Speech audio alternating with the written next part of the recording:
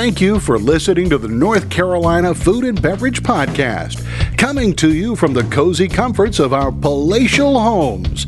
I'm Max's next-door neighbor, Brian Hoyle, and your host for the evening. They're here, your busy backyard bartenders, the masters of the takeout menu, the homeschooling, home distancing Max Trujillo and Matthew Weiss. Hello, and thank you for listening to the North Carolina Food and Beverage Podcast. I'm your co-host, Max Trujillo. And I am your co-host, Matthew Weiss. And today we are visited by some royalty from the Queen City. One of them is one of your favorite former chef testants, and they are both from Five Church in Charlotte. And we have Chef Jamie Lynch with us, and also one of their partners and service directors, Patrick Whalen. Gentlemen, welcome. Hey, guys. Thank you. It's a pleasure to have both of you on the show. Obviously, as a North Carolina-centric podcast, we're talking to you because you guys have restaurants in Charlotte, but we'll get into it. You guys got a lot going on all over the South. But Patrick, this is not the first time you and I have met, and I don't know if I wouldn't even expect you to remember meeting me before, but I took a week off of work while living in Los Angeles to look for a new life in North Carolina. And during that time, I set up about 14 interviews at restaurants all over Charlotte and Raleigh. And I didn't set one up with you because I didn't know how to get in touch with you. I was just trying to kind of virtually stalk you online. But I knew I wanted to meet with you and possibly interview for a management job. But I saw you standing outside Five Church in the afternoon, and I went, I think that's Patrick Whalen. I saw his picture online. I'm just going to go up there and chat with him. And I just talked with you on the side of the road and said, hey man, I'm in town. I'm from LA. I've got a rich history working in the restaurants, and I'm looking to do this out here. And you're like, yeah, actually we've got a lot going on. When do you want to meet? And I'm like, I don't know, tomorrow? And you're like, sure. So we sat down for an interview, and I think it went pretty well.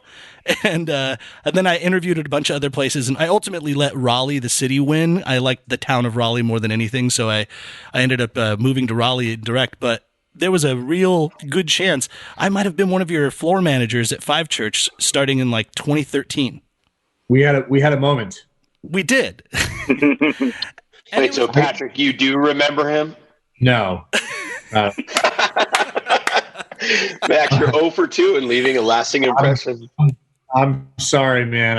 I mean, if you want to, yes, yeah. I remember it. Yeah, he remembers. Yeah. I mean, back then I was clean shaven. I wasn't wearing a Chewbacca onesie pajama suit. If you've been wearing a Chewbacca onesie, I would have remembered it. Yeah. I think.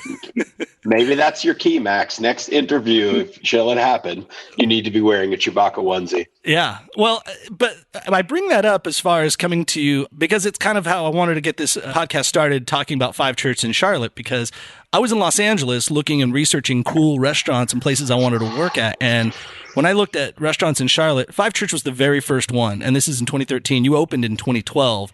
And there was a lot of press and good publicity. And I mean, we can talk about how the DNC was in town and you guys just blew up, but instantly we're a part of the community. You can't buy that type of publicity, and you guys did really well. But as an outsider from Los Angeles coming in here, I was like, that's a place I got to go and check out. Let's start there. Let's talk about Five Church, how it kind of got started there. Of course, you're on Church and Fifth, right? That's kind of where the name comes from. Is that right? Sure. There's a small group of partners, Jamie, myself, our business partner, Alejandro Torrio, and our other partner, Mills Howell. And we got together in 2011 and started looking for restaurant locations. And we found, it was called Molly McPherson's, which was a Scottish pub. We found that in October 2011. We had a deal by December of 2011, and we opened in May of 2012.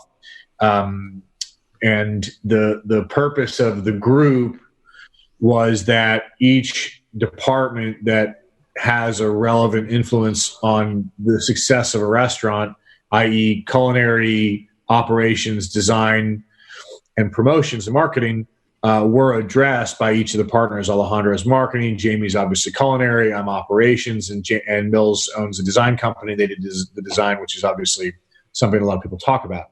So we went at it from a 360-degree tact. And yeah, we had excellent timing. We opened at a time when Charlotte was getting a lot of press, and the DNC, as you mentioned, really launched us. But I think we would have ultimately gotten there anyway. Just the DNC was a little gasoline on an already burning fire. We've talked to a lot of great chefs out of Charlotte and business owners over the 3 years we've been doing this podcast, and we're trying to figure out Charlotte as a destination spot and such. I think one thing that you did really well was kind of connect big cities to Charlotte by having kind of almost a big city brand, like a big city feel. So maybe when travelers come into town, they're not like you could relate. So when I instantly landed there, I was like, oh yeah, this feels kind of Los Angelino a little bit, or just big city feel. It's more of like the nation's restaurant as opposed to a city's restaurant. Yeah, I think that, I grew up in Charlotte, so I know the city well. Jamie moved to Charlotte in 2001, so I think we're both pretty well versed in what the restaurant scene was like in Charlotte in 2010, 11, 12. And what we felt was really absent was a restaurant that successfully approached those different facets that I mentioned before, which is service, design, and ambiance with the same zeal. Yeah.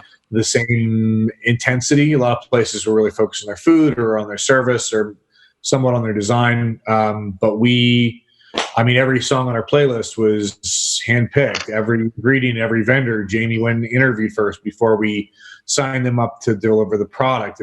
It was and I hate to begrudge where I'm from and my background, but I don't think the Charlotte restaurant scene across the board was there yet. And so that kind of approach, which you're defining as big city, I think it's a big city approach because if you don't do that in a big city, you don't stay open. If you don't approach your business from a 360-degree perspective, someone's going to do it better and you're going to be out of business. Whereas in smaller markets, maybe you don't have to take those kinds of steps. So we took those steps. And I think that was just something that had not really been seen in Charlotte yet and made a big impact. It's like a decidedly different take than a lot of other people that we've talked to that I think have worked in Charlotte. But also that's kind of a summary of Charlotte in the fact that you have the outskirts of Charlotte and then you have uptown, and they seem to be both very different things. Like the outskirts and the other neighborhoods and the Nodas of the world seem to be focused maybe more on one specific thing or have niches. But if you're uptown, you kind of have to cater to big business and an international community a little bit more. Yeah, it's definitely different in the neighborhoods versus uptown. I think ultimately, it was a lack of operations doing a full, like Pat was saying, of full attention to the ambiance and design and the service and the food as a whole to be what their brand represents. And that's kind of how we went at it. There was a lack of that going on at that time. And so we really felt that there was an opportunity there for us to show, what Charlotte could be, kind of lead the way towards that kind of operation. So yeah, let's get into your history a little bit. I know you had worked at Cafe Ballads, so you'd spent some time in my former neighborhood on the Upper East Side. You had also worked at Le Cirque 2000, and may he rest in peace, Sergio Macchione, who just passed away a couple of days ago. By the way, who was the head chef at Le Cirque when you were there? When I was there, it was Sota Kuhn, and Andrew Carmelini was a sous chef who ended up becoming a mentor for me. At Cafe Ballads, and good pedigree there. So you had worked in the big city. You're from a small town outside of Boston, went to culinary school in Burlington, kind of on the East Coast. What was the allure of Charlotte for you? Well, I met a really good friend of mine in culinary school. Actually, the first day in Burlington, me and my buddy, John Matthews, we call him Turtle, actually helped. Turtle because he reminds you of Jerry Ferrara? No, because he was from Gastonia, and he has this very slow cadence to his voice, and it drove me mad. Being a Northerner, I was like, "Come on, man, we got stuff to do." There's sense of urgency, and he was just very slow and methodical. So I coined him Turtle at because he was very slow. But he's still a great friend of mine. And after 9/11, I was working right at Union Square, and there wasn't a whole lot going on for restaurants. We were cooking for rescue workers and delivering pans of food to Ground Zero, which started at 11th Street. And that carried on for a few months until it was too depressing, like just being in the city at that time. And I just needed to get out of there and kind of start fresh. So I packed up my Caprice Classic with what little belongings I had and said, you know what, I'm going to give this North Carolina a shot. I got a friend down there, and maybe we can cook together. So I packed up and headed down. And that was in February of 2002. And just a brisk 19 years later, you're cooking food for the community and the first responders again. Right. I know, it's crazy. We're going to take a quick little break to tell you something fun about something that we at the NCFB podcast just created. Matt, what are we talking about? As many know, you and I have a lot of opinions, and for a long time they've been bottled up, but we're releasing them, and we were releasing them in a wine, in a beautiful rosé, and we want you guys to taste it with us. So join us for a virtual tasting. Well, yeah, we made the wine with our friends over at Botanist and Barrel, and actually, Lyndon and Amy jumped on a call with us to tell us what it was all about. So, Lyndon, tell us about the wine. Yeah, so we're putting together our first releases. So the wine we made with you all, which is a rosé blend of Mourvedre, Traminette, and Merlot, all from Yadkin Valley in North Carolina. Mm-hmm. This is got a really cool label that you guys had custom made that's called Bottled Up Opinions. And then we got 2 more wines that are going to be part of our first release. And one of them is a Pink Nat Pinot Grigio. And then the third one is a Mourvedre Paquette that we're really excited about. Which is a sessionable wine that's a little lower ABV. So you're releasing 3 wines all at once, and we decided to all kind of get together for a virtual tasting in a few weeks. I think we've decided it's going to be on May 28th, which is a Thursday, which is also the day we drop new episodes. So if you're listening right now, it's coming up. So check the link in our show notes. We have a link. We're going to do a live Zoom virtual tasting. You can check all of our social media for how to get it, but it would be awesome if everyone wanted to buy some wine in advance and we can have it all shipped to your house. How do we go about doing that? So there's 2 ways. If you're in the state of North Carolina, we want you to just go to our website, which is botanistandbarrel.com. There'll be a link right there on the homepage. We offer home delivery within the Triangle, so Raleigh, Durham, Chapel Hill region. If you are outside of that region or out of the state, you're going to want to go to vinoshipper.com and just search for Botanist and Barrel Cidery and Winery, and we'll have the North Carolina F&B podcast virtual available. Tasting 3-pack, and we're going to offer some promotional pricing for joining us on the Zoom virtual tasting. Yeah, we'll do a little 6-pack action with the Bottled Up Opinions for you guys. Normally, we would be doing a huge gala ball for the release of these wines, for the release of our first wines. But because we are quarantined and sheltering in place, we're doing a virtual tasting. So what we'd love is for everybody to taste it with us. And this is going to be our first time tasting it. So grab a bottle, grab bottles from Botanist and Barrel, and then we're all going to open our bottles together on the Zoom virtual call on May 28th at 7:00, and we can all taste it together and tell you the story of the wines. Got it. Well said, Matt. So if you want to be a part of the virtual tasting, it's going to happen on Thursday, May 28th at 7 p.m. Eastern Standard Time. And you can click the link in the show notes of this show, but also look for all of the links in our Instagram and Facebook posts. Again, it's May 28th at 7 p.m. We're going to be talking about how we came up with the concept for making this wine. Mike Rosato, who designed the label from MRC, might even join us to talk about that story, because that's a good one. Mm-hmm. It's going to be fun, but it's going to be more fun if you get some wine and join us. Make yourself some food and join along with us, and you'll eat and drink very merrily. Some of the podcasts we've done over the last that we've released have been quarantine, but this is not. We're coming to you, today is April 23rd, and so whether this gets released in a timely sense, you left post-devastation, of course, in New York, and then we're there, for a time to kind of deal with the aftermath, and that's kind of what we're doing now. What are your thoughts right now? I know you have a few restaurants. You have restaurants in Charleston and new projects in Charleston. You have places opening in Nashville, and of course, you have two places in Charlotte. How do you slowly get back open, and how are you doing this? It's been nonstop since the pandemic started. I mean, I think as soon as the kind of outbreak started in China, we were eyeballing it, and I think Patrick especially was being pretty proactive as far as the strategy is that, like, how do we protect what we've built, and thinking a lot about it. I think Pat probably has a better grip on the plan.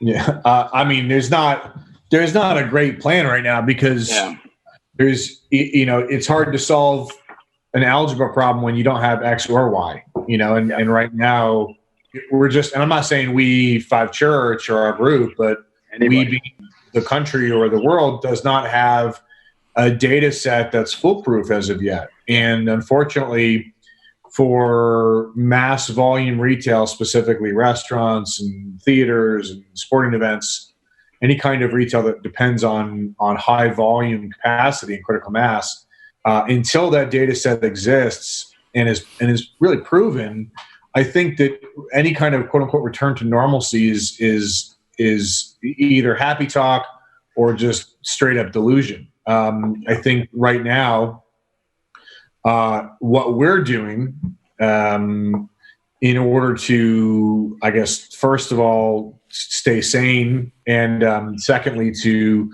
keep our team engaged is,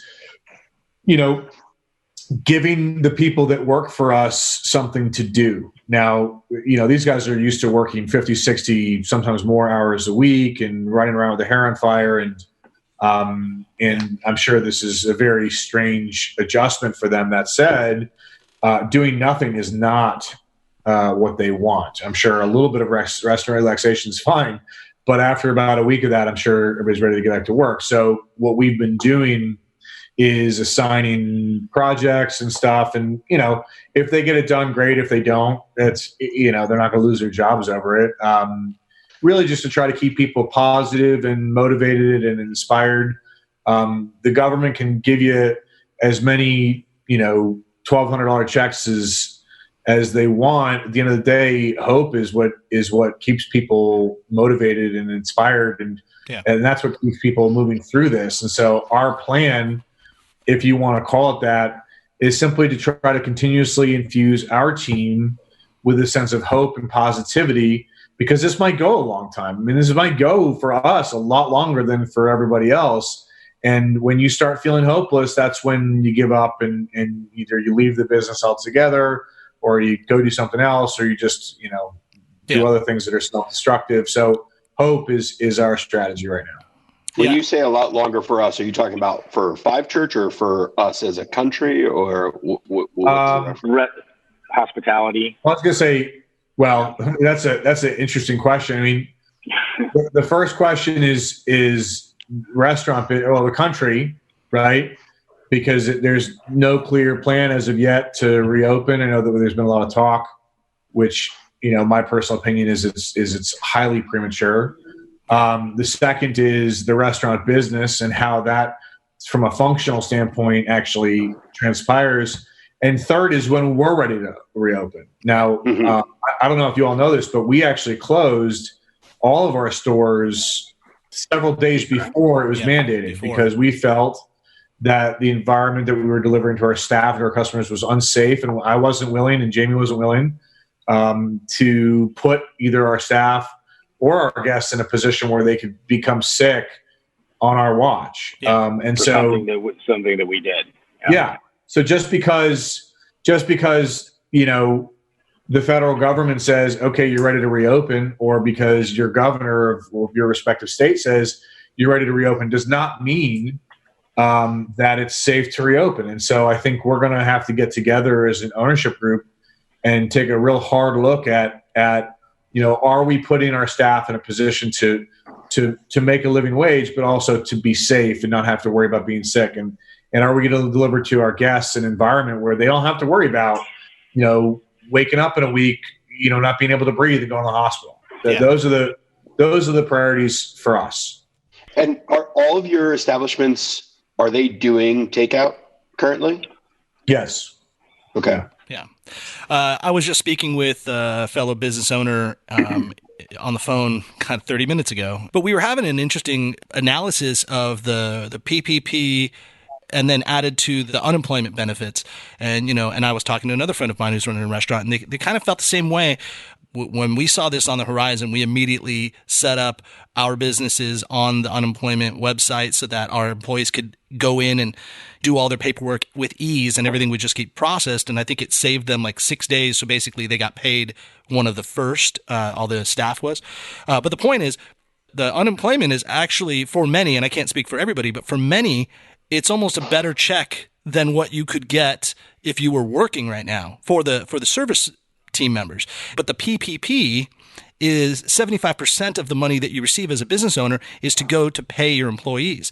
But right now, we all know restaurants don't need servers right now. We don't need extra line cooks. Like, those are superfluous positions. As much as we respect and love what they do, we can't serve the public, so we don't need a server at the same level. So it actually is better for them to stay on unemployment for the next 8 weeks as it lasts. But then what do you do with this money that you cannot give out? You have 75% funds that need to be given out in payroll, but you don't have anyone to pay, and you don't want to bring them back because you're actually giving them less than what they can receive under unemployment. So it's a weird catch-22. And after the 8 weeks passes, I think it's 8 or 12, then you're on the hook as a business owner to pay that money back because it's not been worked for payroll. So it's a weird catch-22 we're in. I mean, I think, the first thing that comes to my head that I've been thinking about a little bit and heard some other people talking about is prolonging bringing back any staff until the last possible moment. Right. So they can continue to take their benefits the way they have been. And I think waiting, as long as we can. And then hopefully when we can open up and when things will be a little better under control. Let's take a second to chat about something good. And I want to talk about champions of all good things that are crafted like you guys in North Carolina. And like you're part of the folks that make these beautifully crafted things. And some of the biggest champion of these in our state is the Folks Foundation. And it's really important to give to the Folks Foundation because when you do, you're supporting a whole cornucopia of good things. Donations to them provide grants to North Carolinians making and creating and growing good things in our state, providing financial assistance with expenses related to producing the Folks Foundation Journal, and aid in the development of special events that we can all enjoy and celebrate together eventually. Oh, and one more thing. They've got a new album coming out, the Carolina Quarantine Yes. Project, which is really cool. So they're making a vinyl record album, as the old people like to call it.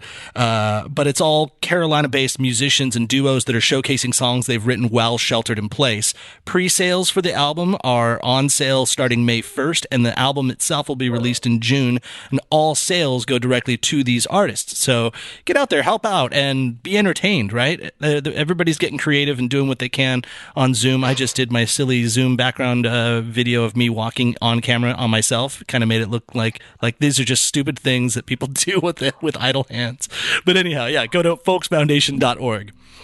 If you're spending money and donating to good causes, you might as well get something back in return. So that reminds me also that, and Jamie and Patrick, I don't know if you can see these cool hats that both Max and I are wearing, but these are the North Carolina food and beverage hats. And Nice. these are cool. Thank you. We decided we had produced a bunch of them before we went into quarantine, and we were going to sell them and give them to our featured guests. But Max and I have decided to pivot and try to give back. And so all proceeds or profits from the hat are going to the Restaurant Workers Relief Fund. Max, did I say that right? Yeah, the North Carolina Restaurant Workers Relief Fund. Yeah, it's to help pay employees that maybe didn't qualify for unemployment and didn't get everything set up, because not everyone has been protected properly. So we got to make sure that everybody knows. I mean, there are a lot of people that work in this industry that are not being represented, and so we got to make sure that we're taking care of them. You can go to our website and you can go to our social media for any assistance as well. We have a litany of links that will help you if you're hungry or looking for anything during these times where people are providing a ton of food. I know that, Jamie, let's talk about your farm. Because for one, you have a fucking farm. That's badass. Yeah, pretty cool. But I want to know you're doing things for the community, but at least first tell us what the farm is and get into that. So the farm, it is a 6-acre fruit and vegetable farm in Belmont, North Carolina. It's about 30 minutes from Belmont, from the farm to the restaurant. My girlfriend and I started it just over a year ago to kind of close the loop a little bit. We wanted to have a full circle of life of our products. So, growing food that we could then use in the restaurant, grow it the way we want to, totally organically under the sustainable agriculture kind of model. Yeah. Provide that really nutritious food to our guests, and then take whatever vegetable scrap or waste we generate at the restaurant back to the farm, compost it, and then feed the soil with it. So it's kind of this like closed loop system. It's something that I've been super interested in, and sustainability and stuff. So beautiful out there. How has that impacted, or has it impacted the way you cook now that you are there watching things grow? Yeah, it's a good question. It's dramatically changed kind of my approach to food. I think, when we first started Five Church, I think my style was kind of known as being, bold flavors, this new American technique, taking, classic or familiar dishes and twisting them on their head and chefing them up and, making them fancy and all that, and adding a lot of bold flavor to them. Fast forward now to growing, taking the time to slow down, grow the food, really connect to it on a different level. My styles become a little more simple. I still use a lot of the traditional technique, as I learned in New York under the masters and all those guys. But instead of changing the ingredients and manipulating them, I'm really just trying to showcase them now. Take these pristine, beautiful products and just really make them sing, and that's kind of, I think, where my approach to food is kind of shifting. Yeah, it's like you're in service of the ingredients. Exactly. Yeah, very much so. It's funny. Last night, I've been talking with Matt and everybody over the last few days. Felicia and I we're getting tired of our own food because we're just cooking ourselves. And you can be a James Beard nominated chef, but you're still going to get tired of eating your own stuff after a while. And I think that's like the biggest tragedy right now is it's just eating the same stuff. No, I kid. But so intentionally, we ended up shopping, doing like our basic grocery store shopping at the local Asian market this week, just to like flip things up and get new flavors and just do things differently. And I gotta say, I've been pleasantly surprised with all the Asian food that I've been able to throw together. And even my wife gave me credit for it too. And she's like, you know why? It's because you love not following a recipe and just going in the moment. And there's so many like ingredients that you can throw into an Asian dish. And she's like, I think it's your wheelhouse. That's what you've done. So quarantine has at least taught me that. That's nice. Nice. I don't know how you're doing at home, and are you creating dishes just because? I mean, idle hands. Are you doing anything specifically now, R&D wise, for the menu? Yeah, totally. Anybody who knows me knows that I'm. Pat's the same way. We're cut from the same cloth. I mean, we are nonstop all the time. If I'm not in the kitchen grinding out service or creating a dish or working on menu items or techniques, then I'm going crazy. It was one of the reasons I started the farm. I had amazing staff kind of holding down the kitchens in the restaurant. I was like, I need to do something. Like, I'm getting in these guys' ways. What am I going to do? So, being stuck at home on the farm, I have amazing ingredients around me, coming straight from the ground. And so, Yes. I've been working hard on dishes, and I've been doing, some like live stream cooking classes. I've been doing, recipe, like walkthrough recipe things on Instagram. Just anything to kind of keep engaged. Yeah.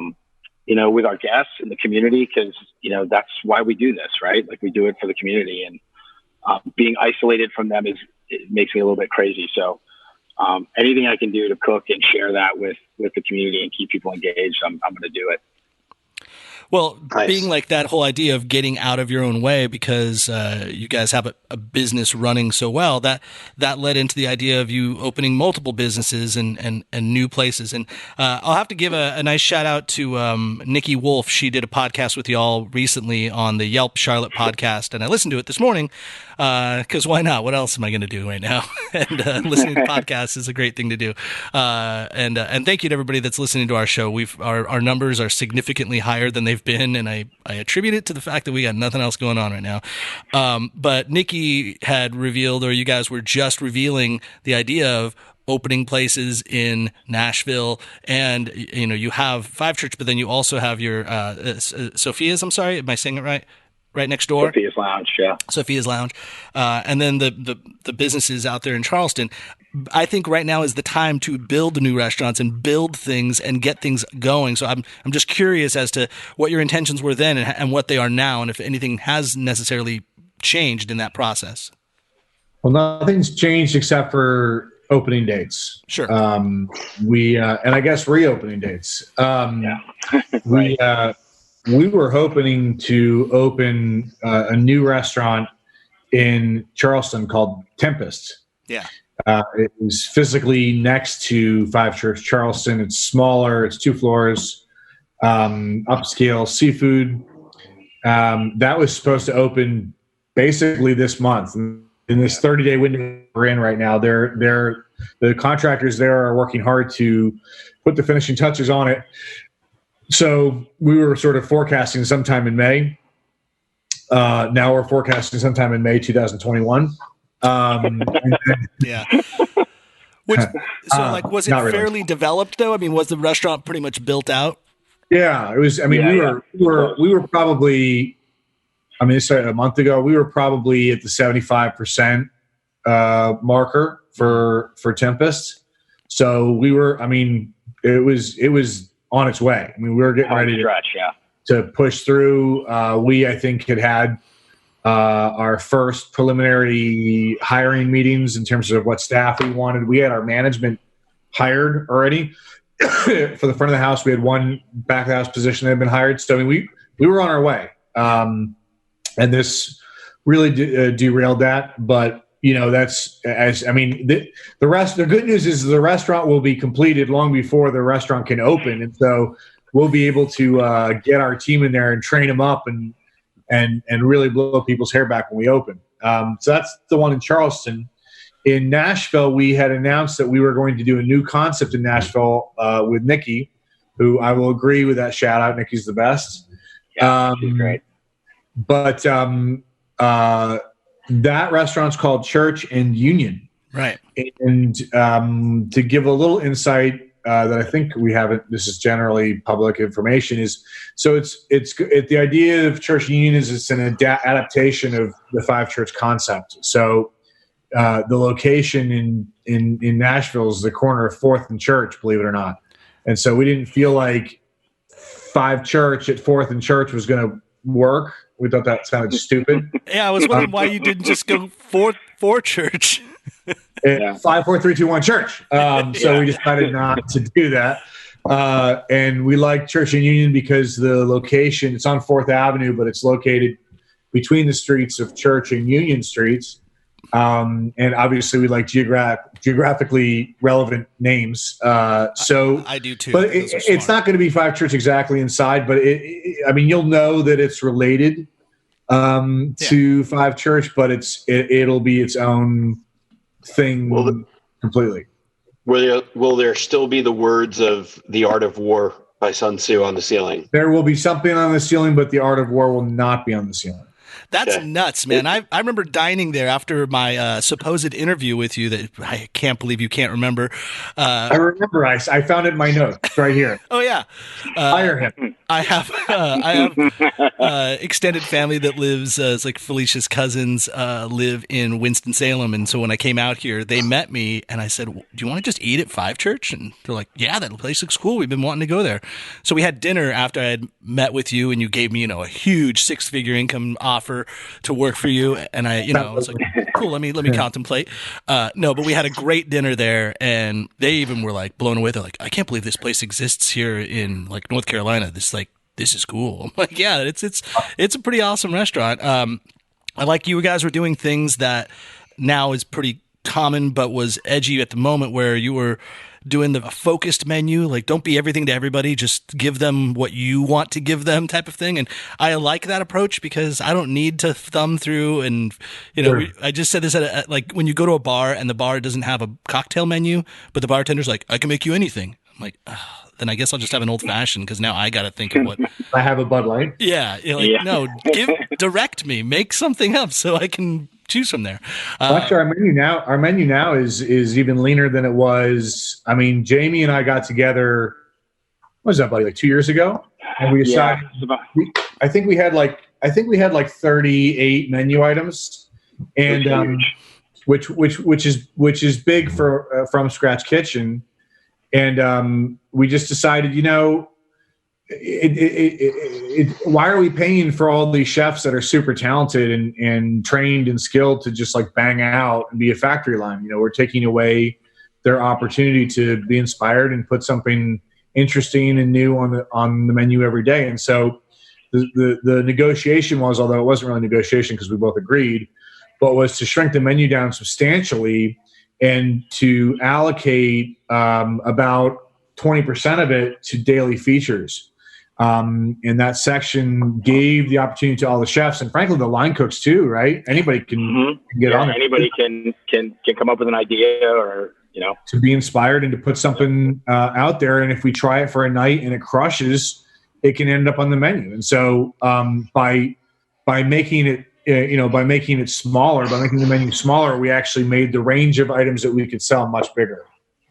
Yeah, I think that's a good way to run a restaurant. I mean, you must have your staples though. Like when I was running Midtown Grill in Raleigh, our original chef Scott James. Well, actually, he wasn't even the original chef, but he was the most well known there. Had this espresso rubbed steak, and he made it, and it was cool and it was delicious. But he's like, even he himself was like, dude, I have made enough of these fucking steaks. Like, I don't want to look at it ever again. And then he ended up moving on to running. He's the senior executive sous at the Angus Barn, so now all he does is cook steaks. But when the next chef came on, he was like, yeah, that's got to go. Because I got to do my own stuff, and I was kind of with him. I was like, "Yeah, like let's go new." And boy, did we get like the community pissed off. Like they wanted it back, and then we were chasing our tail for years because then when the next chef came in, like everybody wanted that recipe, and I even had to like call Scott James and go, dude, how do I make this stupid rub? Like, what did you put in it that I'm missing? He's like, all right, here you go. And he gave me the recipe, but it never was the same because he knew how to do it, and like we were just kind of pretending to do it. But once you're established, that's who you are. And it's almost impossible to like, you can have seasonal menus, but you can't change who you are as a business once it comes out. I don't know if you agree with that or not. Max, you just totally smothered my arguments to remove the signature item. This is an ongoing battle. Sorry, Jamie. Every 6 months, I think we go through it. I mean, we obviously have our staples, right? We have our signature items. We do the Five Church lamb burger, which is an original dish that we put on the menu when we first opened to have an approachable item for everybody. If they didn't want to spend $40 on a steak, they would have this option. And it has just taken on a life of its own, and it's not going anywhere ever. Yeah. And then as boring as it might be for the line cooks, you got to be like, hey, but this is like, there's dollars being put into the business with this dish. Totally. Oh, and I'll tell you right now, doing carryout during the quarantine, I mean, we are selling nothing but lamb burgers. Carryout. We're doing a zero contact carryout, and people are calling up, ordering their dang lamb burgers, man. Like any sense of normalcy, they want it, and that's the thing that comfort food they want to go to. So Well, it's like we're stuck with it. it's like the cliche says, your greatest strength is your greatest weakness. It's like, the lamb burger or the 60-second steak, which is another signature item. Those were born of very creative forces that were inspired at the time when they were made. Yeah. As a result, they were highly successful because of those reasons. But unfortunately, they were so successful that you now have to. You're like Midas, right? Like you're now cursed to live with those dishes. I guess until you die. I don't know what to tell you, Jim. You're stuck Ask the band Flock of Seagulls if they like playing I Ran So Far I was going to say, Yeah, right. You're like a one-hit wonder with the lamb burger, my man. It's crazy. I got more hits. People just need to expand their palates a little bit. It's actually a good conversation that Jamie and I have had a bunch of different times, which is I think we've done a good job of finding that balance of the dishes that you guys are talking about, where it's like, okay, like the coffee espresso rub steak, where it's like we can't lose this dish. If we lose this dish, we lose customers. But if you're going to go all in on a dish like that, and if you're going to make that kind of commitment, especially if your menu's only like 20, 30 items, then you have to be willing to burn basically the rest of the menu if you want your chefs to be happy. If you don't care about your chefs, and just like, oh, bang it out and just make whatever, then you can keep the same menu for 20 years. But if you want to keep your chefs inspired, which, as we just discussed, was the reason why we had those great dishes in the first place, then you got to give them both the dishes that pay the bills, like you just said, and then the opportunity with either features or new menu items that we roll out periodically to be inspired and make something new. So it's that yin and it's a circle of life, guys. Well, but those are your two typical customers. You've got your out-of-towners coming in that remembered that amazing steak and they want to go back and have it 2 years later when they're back in Charlotte. But then there's also the people that live in Charlotte that don't need that steak ever again because they've had it from you 3 or 4 times, but they love going to the restaurant. So they get the special board and the out-of-towner gets to reminisce and have that great moment again by recreating it when they come back. I think it's more like the rock group that puts out like 2 pop hits that are like fun friendly and get mass radio play for everybody. And then they do like their creative muse and their really musicianship on the rest of the album. But those pop hits pay for the album. And then the fans, like the hardcore fans, creatives love the rest of the album. We're like Blind Melon. Yeah. That's a good one, Pat. Well, yeah. I mean, it's also important though to stay relevant. In this business, like you need to be creative, you need to be inspired, you have to change and be able to evolve. And if your menu's made up of old favorites, then you get dated and you get tired really fast. Yeah. So I want to know, speaking of relevant, and you guys, so we're a North Carolina-based food and beverage podcast, but we talk to people really all over the country and in some cases in other countries. What is it like, and what are the main differences that you see?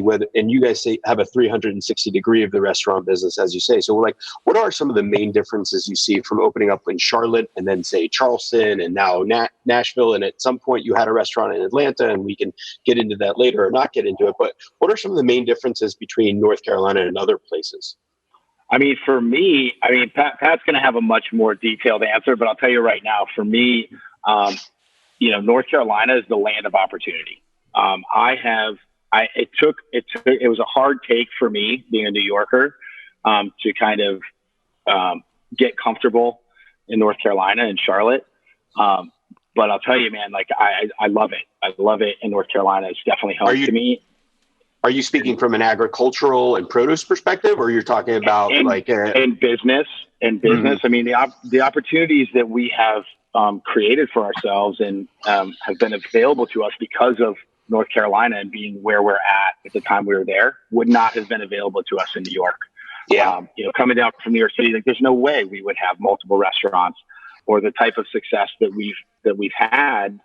For me, North Carolina has been the land of opportunity, and that will always be that way for me. It was the jumping off point, and you established yourself there. Gotcha. Exactly. What about you, Patrick? What are some of the differences from all perspectives of the restaurant that that North Carolina differs from South Carolina and maybe say Nashville? Sure. I mean, I have a very simple answer, and I've got a more complicated one. The simple answer is just that I think North Carolina, outside of liquor law, is very business friendly. I think that they want businesses. The alcohol laws are antiquated and draconian to a degree. But that said, I think anywhere you go, any market you've been in, I've been in New York, I've been in a bunch of different places in North Carolina, South Carolina, we were in Atlanta. Each marketplace is going to have its own idiosyncratic challenges. I mean, getting a liquor license in South Carolina was a breeze versus North Carolina. But getting the people of South Carolina to be even remotely interested in us was like pulling teeth. It was incredibly difficult. Whereas in North Carolina, it was much easier. They're much more welcoming, much readier for what we were selling. Now we got there eventually. But so that said, I think the core of any successful strategy, I'm not sure if you're even asking this, but I'll say it anyway. I'm unsolicited. The core of any successful strategy in terms of opening up in a new marketplace is your advanced scouting, your market research that you do before you open there. A lot of restaurant groups over the last 10 years have developed a model that works, and then every real estate broker in every major or secondary market comes to them and says, oh, there needs to be a 5 church in San Diego. We found this church in San Diego. We want you to open a 5 church in San Diego. I got 2 emails of that. We got a church in Savannah. Come open 5 churches in Savannah. Yeah. And I think that you as an operator have 2 responsibilities. The first is to understand your brand and the adaptability that brand has, and 2 is to understand the marketplace you're looking at going into as if you live there, not as someone from the outside saying, "Hey, I can raise the money," or they're going to finance it for, or this is the right size space. But rather, if I actually lived here. If I had the knowledge of living here, would this be the location that I selected? And that's a mistake that I think a lot of restaurateurs make, and that's something that I think that we've excelled at. If I can pat myself on the back or ourselves on the back for a moment, is that we're very, very careful with our site selection before we go into a new location, because if you take the wrong spot, you're done. Because those idiosyncrasies that I talked about before, you're not going to know all of them, and you're going to get hit in the face with them. If you're not prepared. So sorry for the that makes sense though. I appreciate that though. I like that. Those are good, thoughtful insights because I mean, the thing that we always talk about, like in North Carolina, there's so much independent business and not a lot of big chains coming in, and the businesses that do come in that are multi-tiered have really reached out to the community. And like, I think of Steve Palmer, who was just on the show a couple weeks ago with the Indigo Group. I mean, those guys, they're not from North Carolina, but when they came up with intention, and they have employees that wanted to go live out there anyhow. So they're like, great. Can you then run this part of the ship, out there as like they invested in their people a lot, and that helped kind of let them understand what the city is like when they're going into it. It's a smart tactic as opposed to just being Olive Garden and going, okay, we're going to strategically put it on every off ramp on the major highway or something. Sure. I mean, Indigo Road is out of Charleston. And so I have no doubt that Steve, was forced to run that gauntlet that it takes to be successful in Charleston, which is that if you're not doing everything that you can, you're done. Like it's a tough city. It's very competitive. If you can make it there, you can make it anywhere. And what's that? If you can make it there, you can make it anywhere. I mean, you'd be surprised how competitive Charleston is. We did not underestimate how competitive it was going to be. We underestimated how challenging it would be to break people's habits of the places that they were loyal to. Because once you build loyalty from the customer base in Charleston, they stay with you for forever. And so I have no doubt that Steve, learned that tactic and that approach in Charleston, and has since applied it not only in Charlotte, but they're all over the place. They're in DC and Atlanta. They're one of those regional groups like ours that are popping up in a lot of these southern cities. Yeah. Yeah. How much do you have to then adjust your menus let's say for opening up specifically the 5 church concepts based on location. I mean, obviously you have the agricultural restraints, right? What's in season, but you could say that especially Charlotte and Charleston are pretty similar, have similar produce available to them. So how else do you adjust menus based on location? Well, I mean, a lot of it is kind of, what's going on in that location. For instance, in Charleston, we got amazing seafood here. I mean, there's just, the fishermen that we've met and become friends with over time. That's one of the reasons we decided to do a seafood concept here, is like it's so abundant. Sure. And I think, and underutilized. A lot of the seafood that's caught here gets shipped all over the place. Why not keep it here, straight out of the ocean? And, the shelf life on that pristine fish is going to be beautiful. So, we went with a little bit more of a seafood heavy menu in Charleston when we opened.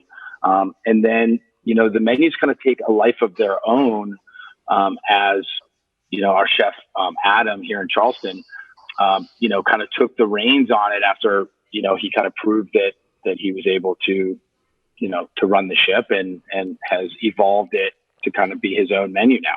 I think that's important. And it kind of goes back to what Pat was saying about keeping people inspired.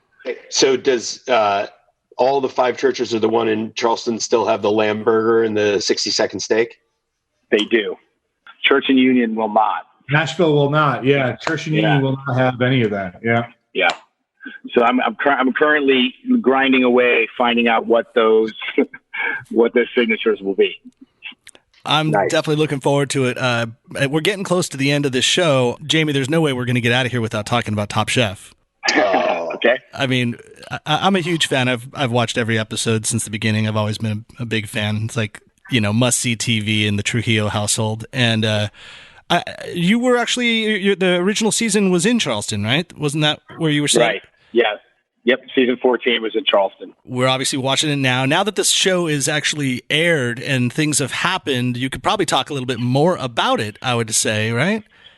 I can, yep. Okay. I can't tell you who won. Yeah, no, we don't want to know, and I genuinely don't want to know. I wasn't the guy that liked to try to find my Christmas presents before they were open. I like surprises. Right. It's been talked about before, but I got to give it a huge shout out to you for just having the temerity and the honor to give up your immunity in the first season that you were on, the first time you were on. And Matt, I don't know, you might not watch the shows as avidly as I do, so I'll pretend like you haven't seen it. But Jamie, you were in a competition with a group, like your group was on the cutting block, but you had immunity because you won the quickfire. So my team ended up on the bottom because of the dish, that I prepared for our team. There was another team on the bottom who had some pretty egregious errors in their cooking. Yeah. I would say, I don't think serving, rotten scallops raw is a good good choice for a chef to do. There goes my new concept. I felt that I didn't mess up my cooking. The judges just didn't really care for my dish, and they were kind of painting the picture that my team was on the bottom because of me, specifically. And so I gave up immunity, feeling that I was fairly safe because there were some other egregious errors with the other chefs on the bottom. So, my dish and the feedback that I received on it during it was like a tasting tent for 150 people. Yeah. I mean, people were coming back and getting seconds, and they really liked it. And the feedback during the event was super positive. And the fact that Padma just lambasted me, it just tore into me. It struck a nerve. I was pretty pissed about it. Yeah. And I totally disagreed with them. Now, I don't think it was my strongest dish I put up that season for sure. I wouldn't probably put it on the menu, but stacked up against some of the other dishes that were just poorly executed, with big errors, I thought it was, I was safe. Yeah. But still pretty honorable to do that because it's a competition. It's frenetic. You came back and you were on this season.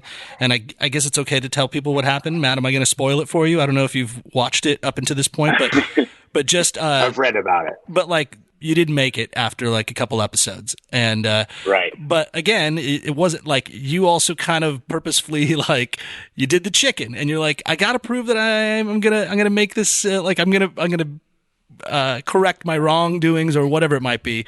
But right. But man, that fucking chicken. Yeah, fuck chicken, man. Wait, I've got a new line of chicken jerky that I'm working on, so that's going to be my 3.0 version. Which, I mean, everyone has to understand. Can't dry it out. Like, you're a phenomenal chef. I mean, and not that like we need to tell everybody how great you are, but like you're a phenomenal fucking chef. I mean, #1 chef in Charlotte for like 4 different years and awarded. Like James Beer nods. You know what the hell you're doing. It's that goddamn competition. You don't know what you're going to get, and you don't know how it's going to affect. I mean, anybody has a problem in the kitchen at any time, and it's just you just also have the unfortunate fact that you're on national television and everyone's watching. So. Got to be a little tedious. And it's weird probably to be in that competition scenario, because on one hand you want to win, but on the other hand you want to sacrifice your integrity and be cutthroat. So right. It's not like you do those competitions all the time. Right. Competition cooking is a totally different beast than what we do in the hospitality game, like in the restaurants. I mean, I don't come up with dishes with a clock. I'm not like, okay, I've got 30 minutes to come up with the next signature dish for Five Church. It's not how. By the way, my wife work. was since we've watched the show so much, we're like we kind of know how like the way they edit episodes, we can almost predict who's going to get cut because like they almost foreshadow. And on like this most recent episode, Malarkey is doing all the stuff like making a list of like the people that he's grading in order, like, oh, these are definitely on the bottom. And my wife looks at me, she's like, that motherfucker's going down. There's no way. She's like, they don't put that on the show unless it's like that. But spoiler alert, he didn't get cut, but he was on the bottom. He was almost cut. So Malarkey is a character, that's for sure. Oh my God, yeah. We were bunkmates. We were roommates at the house, and he's a riot. He's a character. Herringbone in Santa Monica is a delicious, badass restaurant. And if you watch Curb Your Enthusiasm, he did like almost the entire season. Every time they're at a restaurant, it was at Herringbone, which is Brian Malarkey's restaurant. So, but hey, man. Good ups for you getting out there. Has the experience and maybe even just the camaraderie of working with some of these badass chefs that have been on the show changed or inspired or done anything to affect the way you cook now? Like, are there like have you decided to do things a little differently because of your experiences on the show? Definitely, that's a good question. I think the main reason that I decided to go back and do All Stars was because of the experience and the camaraderie of the chefs. I mean, I'm still in touch with all the chefs that were on season 14. We chat all the time. We share, ideas and resources and all that kind of stuff. And that is priceless. I mean, I didn't win the $250,000, but what I did get is a root of chef buddies all over the country, that are doing great things. And that network of people is unbelievable. And I learned a lot of technique. I learned a lot about different approaches to food and stuff like that. And a lot of friendships. So I look forward to doing, we did a dinner with Joe Sasto, I guess about a month ago now before all this stuff broke. It's like the last and that dinner. was a whole lot of fun. Yeah. Yeah. He didn't get a fair shake on this season. So no, he's we a huge gave him talent too. Yeah, he's amazing, man. His pasta game is unbelievable. I learned so much just having him in our kitchen for a couple of days with the staff. I mean, they were so stoked to work with him. His knowledge of doughs and pasta and bread is, I haven't had an intimate kind of relationship with somebody who knows that much about those ingredients. So like just being able to pick his brain and learn about those processes was amazing.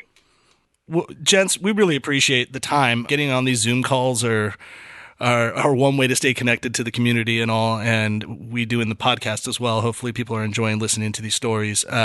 Obviously, when all this public living, is that maybe like we can say when we get back to public living, then we can look forward to dining at all the restaurants you have. I mean, well, normally we would save the spot to give you guys, we would hand you a pint of Proof alcohol ice cream because they are awesome sponsors of our podcast. It doesn't ice cream, just so you guys know, it doesn't really ship well in the mail. unless you take really good precautions. But the next time we see you, we will give you a delicious pint of proof alcohol ice cream. Think differently about dessert. You can get coconut rum or bourbon caramel or many of the other flavors at the Triangle Wine Company, which is a great sponsor of our podcast, or at Lowe's or Harris Teeter, all around the state of North Carolina. So get yourself some proof alcohol ice cream. Well, don't forget to go to Triangle Wine Company, especially during these times. They have a plethora of wine selections, beer selections, vermouths, all that kind of stuff. And they are doing great curbside service. Dude, I bought 5 bottles and 2 cases of beer 2 days ago. I was just there. Well done. Did you use the NCFB promo code to get a 10% discount? And Chris looked at me and he's like, what is that? Does that exist? And I went, damn it, yes. No, I'm kidding. Of course. No, it was great. Yeah. So go to trianglewineco.com and you can also order online. But gentlemen, I believe the word, Max, would be social closeness. When we get back to social closeness, sure. Go out to one of the 5 church locations, preferably the one in Charlotte, since you're listening to this podcast. But gentlemen, thank you so much for being on here. Thank you for what you do.